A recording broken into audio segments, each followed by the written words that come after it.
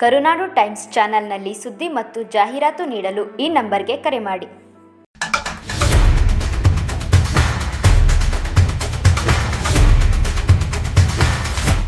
ಸಹಸ್ರಾರು ಭಕ್ತರ ಸಮಾಗಮದಲ್ಲಿ ವಿಜೃಂಭಣೆಯಿಂದ ಜರುಗಿದ ವೈಕುಂಠ ಏಕಾದಶಿ.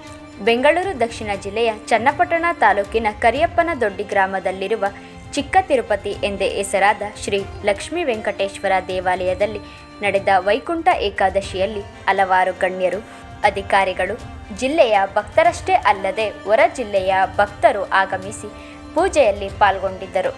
ಲಕ್ಷ್ಮೀ ಗೋರ ಶ್ರೀನಿವಾಸರವರ ಸಾರಥ್ಯದಲ್ಲಿ ಪೂರ್ಣಶ್ರೀ ಕಲಾ ಕುಟೀರ ಗೋವಿಂದೇಗೌಡನ ದೊಡ್ಡಿ ವಿದ್ಯಾರ್ಥಿಗಳಿಂದ ಭರತನಾಟ್ಯ ನೃತ್ಯೋತ್ಸವ ಭಕ್ತರ ಮನಸೂರೆಗೊಂಡಿತು.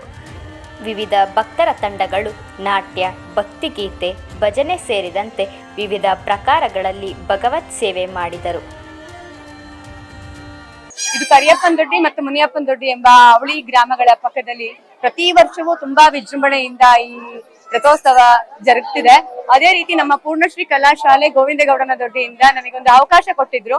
ಹಾಗಾಗಿ ಆಡಳಿತ ಮಂಡಳಿ ಪರವಾಗಿ ಮತ್ತೆ ಎಲ್ಲರಿಗೂ ನಾನು ಕೃತಜ್ಞತೆಯನ್ನ ಅರ್ಪಿಸ್ತೀನಿ. ಜೊತೆಗೆ ನಾವ್ ಈ ದೇವ್ರದ್ದು ಕೃಪೆಗೆ ಪಾತ್ರರಾಗಿದ್ದೀವಿ. ನಮ್ಗೆ ಬಹಳ ಖುಷಿ ಆಗಿದೆ. ನಮ್ಮೆಲ್ಲರೂ 11 ಮಕ್ಕಳುಗಳನ್ನ ಕರ್ಕೊಂಡು ಬಂದು ನೃತ್ಯ ಸೇವೆಯನ್ನ ಮಾಡಿದೀವಿ.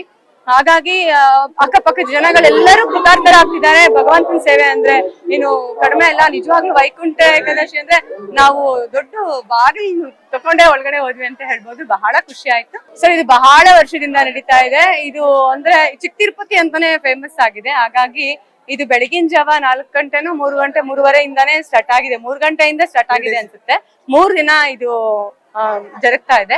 ಹಾಗಾಗಿ ಅಕ್ಕಪಕ್ಕದ ಗ್ರಾಮದವರು ಬಹಳ ದೂರಿಂದ ಕೂಡ ಬಂದು ಭಗವಂತನ ಕೃಪೆಗೆ ಪಾತ್ರರಾಗಿದ್ದಾರೆ.